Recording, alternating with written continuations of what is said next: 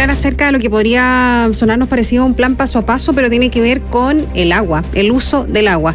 Ayer autoridades de la región metropolitana presentaron un protocolo de racionamiento de agua en el Gran Santiago para enfrentar eventuales cortes de agua debido a la sequía que afecta a la zona hace más de una década. El esquema consiste en 4 etapas, como el plan paso a paso, asunto, pero 4 etapas. La última de ellas es alerta roja, donde se interrumpiría el servicio por un máximo de 24 horas. Ángela Reyman, muy buenos días. Hola, Ángela. Muy buenos días, Tomás Catherine.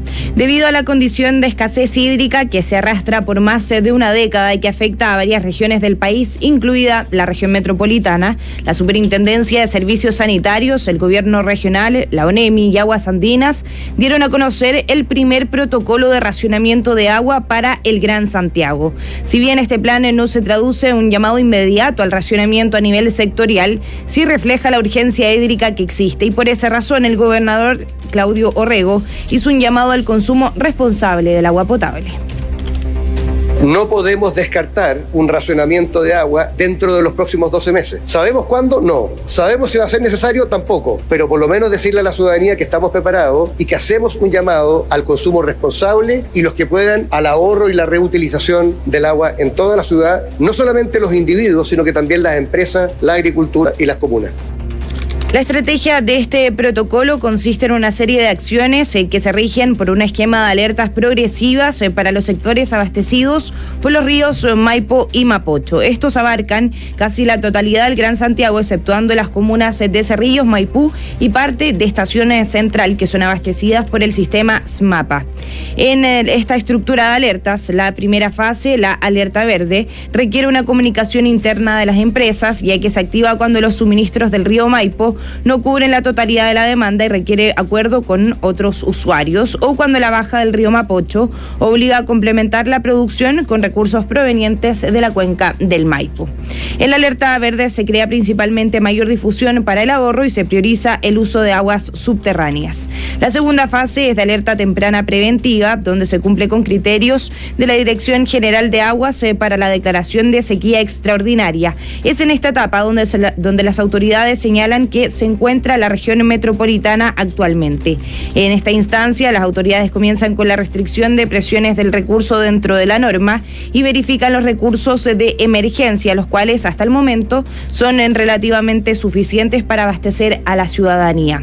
La tercera fase del protocolo consiste en la alerta amarilla. En esta etapa se condicionan los recursos disponibles, donde no alcanzan a cubrir en más de 2 meses las demandas proyectadas en el caso del río Maipo, y cuando los recursos no están disponibles por más de 10 días en el caso del río Mapocho. Es en esta etapa directamente hay reducción de la presión de agua y se preparan los recursos de emergencia para proyectar si es necesario llegar a la última fase del protocolo. La más extrema de las etapas es la alerta roja. Es en esta fase cuando comienza el racionamiento hídrico, cortes que serán programados por sector y dependiendo del déficit que exista, cada 12, 6 o 4 días. El director de clientes de Aguas Andinas, Eugenio Rodríguez, explicó que este eventual racionamiento se realizará de forma rotativa, programada, y cada corte tendrá una duración máxima de 24 horas. Los ríos traen aguas al límite en sus caudales mínimos y tenemos que estar preparados, coordinados con la autoridad. Estos son sectores que se van a ir rotando ordenadamente, avisando oportunamente también cuando se inicie el protocolo de rotación. Siempre se avisar al menos con 5 días de anticipación cuando sea necesario activar esa alerta roja que se ha anunciado hoy día. En la misma línea, el director nacional de la ONEMI, Ricardo Toro, explicó que la función de la institución en este ámbito será también asegurar el recurso a, por ejemplo, bomberos y hospitales. Asegurar, por ejemplo, que el suministro de agua para bomberos para poder enfrentar los incendios estructurales en el sector donde se produce el corte, o asegurar también el suministro a la infraestructura crítica como hospitales, establecimientos de larga duración de adulto mayor o centros de diálisis, entre otros, para que sea abastecido en caso de esos cortes. Desde la Dirección Meteorológica de Chile, el meteorólogo de la Oficina de Servicios Climáticos, Diego Campos, explicó que el escenario a nivel medioambiental no es beneficioso. El especialista explicó que en el caso de la región metropolitana se espera que llueva menos del promedio, situación que se replica en gran parte del país. La condición de la región metropolitana no es una excepción. En todo el tramo entre la región de Coquimbo y los lagos esperamos la misma situación, es decir, menos lluvias de lo normal en el trimestre abril, mayo, junio. La única excepción en el país es lo que esperamos que ocurra al menos en el tramo entre Aysén y Magallanes, en que esperamos una condición más bien por sobre lo normal de precipitaciones. Bajo este contexto de la ONG Greenpeace, señalaron que ha existido sobreotorgamiento de los derechos de aprovechamiento, falta de información disponible sobre el estado de los ríos y cuencas y destrucción de ecosistemas críticos fundamentales para la preservación de ciclos hidrológicos. Matías Azún, director de la organización medioambiental, explicó que las autoridades se deben hacer cargo más allá del racionamiento a nivel ciudadano.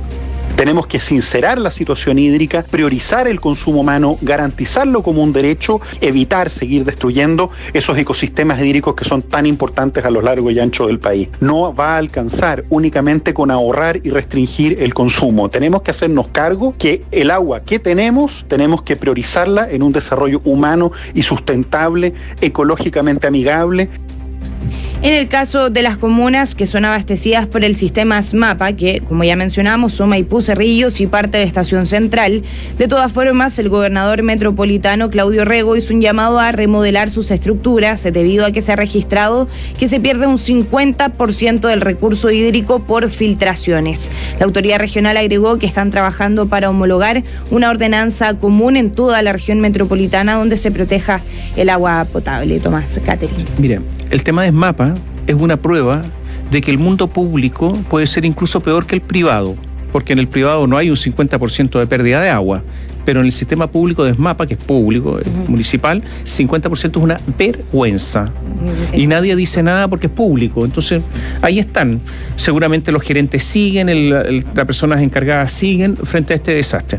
Con respecto a la situación actual, ¿en qué color estamos? Estamos en alerta temprana. Es el segundo paso de estos 4... O sea, ¿qué color?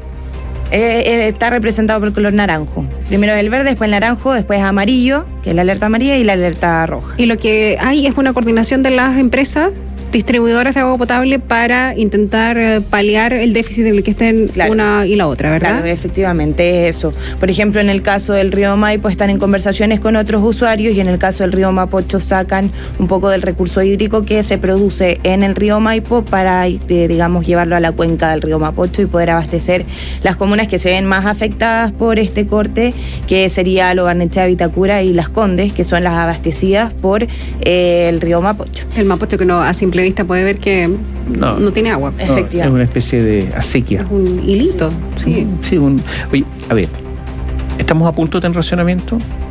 Sí. Sí, o sea, por eso mismo se hace también este protocolo. Sí, pero podría ser un protocolo muy preventivo. No, pero ¿a punto este año de tener racionamiento? Sí.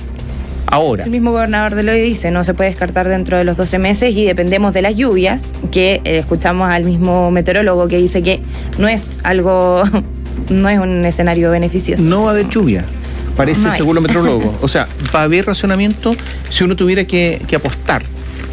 ¿Va a haber o no va a haber? Sí. Parece que va a haber. Parece que sí. Este anuncio, además que realizaron las autoridades, incluso ya está siendo aterrizado por Aguas Andinas. Y Aguas Andinas ya está en pleno plan para empezar el racionamiento en cualquier momento. Efectivamente. Así es. Ahora, lo que llama la atención es que esto fue un impulso de Claudio Rego. ¿Y las otras autoridades? A ver, las sanitarias no dependen de Claudio Rego. No. Es él el que empezó a poner acelerador. Y las otras autoridades de las que dependen, las sanitarias, ¿qué pasa con ellos? ¿Por qué estaban en silencio? A mí me llama la atención. Claro, ¿hasta qué nivel se esperaba llegar? Él hizo hasta un despliegue audiovisual, una tiradera, ¿no? Aprovechándose de un fenómeno viral para hablar acerca del tema, lo que es efectivamente muy importante. Ahora, la etapa en la que estamos, podemos entender que todavía hay agua, menos de la que debiera haber, porque ya estamos en una etapa avanzada en este plan de racionamiento. En la segunda etapa, como mencionas tú, de 4, por lo tanto, bastante cerca de llegar a a esa instancia. Lo complicado va a pasar efectivamente cuando se registren los cortes, solo para dejar bien en claro, cuando hablamos de la periodicidad de cortes de 6 días, 12 días, esto es cada esa cantidad de días, no son cortes por esa cantidad de días, porque en algún minuto se entendió que podían ser 12 días sin agua y eso no es así. Por ejemplo, cada 12 días, cada 6 días o cada 4 días, y los cortes no duran más de 24 horas y todos son programados, no es un corte de emergencia como se hace muchas veces en invierno o incluso en verano, el año pasado, antepasado, cuando llovió y hubo aluviones. Cuando se contamina el río, cuando se contamina, digamos, el recurso, sino que esto es un corte programado, como muchas veces también pasa, que anuncian que van a haber arreglos, etcétera. Asimismo, se va a programar, se va a anunciar con anticipación y va a haber corte. Ahí va a depender cada 12, 6 o 4 días, dependiendo del déficit que exista. Habrá un compromiso de fiscalización respecto de que cuando regrese el suministro no hay una locura por ponerse al día finalmente con lo que no se hizo con el agua en ese momento del corte, porque lo que se entiende que hay que hacer es racionamiento, por eso es que se llega a esa medida. Claro, en el fondo las autoridades igual señalan que este es un anuncio del protocolo, que hay muchas medidas todavía que hay que ajustar, se espera evidentemente que haya un tipo de fiscalización al respecto, y lo otro es que también no exista un fenómeno de que se provoque esto al revés, donde la gente diga hay que juntar agua y al final se termina ocupando más el recurso de lo que se debería. Entonces ahí se debería afinar un poquito más, digamos, este protocolo para que finalmente se provoque el efecto que se espera.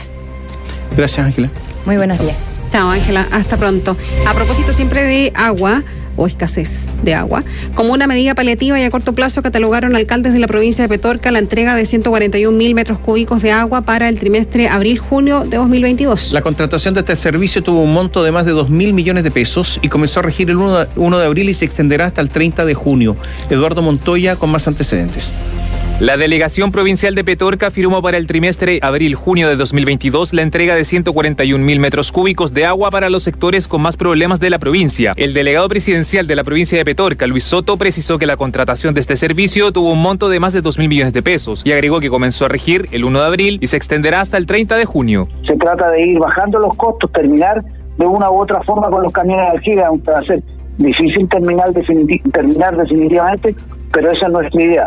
Y para eso estamos tratando y estamos pensando en una adopción de agua que conecta todos los APR de la provincia. La autoridad añadió que para el trimestre enero-marzo hicieron una compra de 131.000 metros cúbicos a un costo de 3.000 millones de pesos, por lo que se mostró conforme con adquirir mayor cantidad del recurso. El alcalde de La Ligua, Patricio Payares, catalogó esta medida como paliativa y señaló que es necesario un proyecto concreto y a largo plazo para dar una solución definitiva, como lo puede ser, a su juicio, plantas desalinizadoras. Les pedimos mayor fiscalización porque hemos visto que, tal cual se ha mencionado durante harto tiempo, que La Ligua en este momento, gran parte de la comuna no tiene agua, pero hay muchos empresarios que sí tienen agua y distribuyen diario 20, 30 camiones diarios. Es una medida paliativa que no sé hasta cuándo irá a durar. Sobre lo mismo precisó que han mantenido reuniones los 5 jefes comunales de la provincia para conversar sobre un plan de acción a largo plazo. Por su parte, Ignacio Villalobos, jefe comunal de Petorca, fue enfático en declarar que es urgente medidas concretas y a largo plazo. Pero vemos poco con respecto a las acciones inmediatas hacia el futuro. Nosotros hemos planteado que Petorca necesita tener una planta de osmosis como la que se construyó en Caldera, que además nos daría garantías de poder nosotros obtener recursos de agua adicional. Cabe precisar que esta medida se encuentra en constante observación, es decir, va a depender de su éxito si es que se renueva el contrato. Desde la región de Valparaíso, Bío, La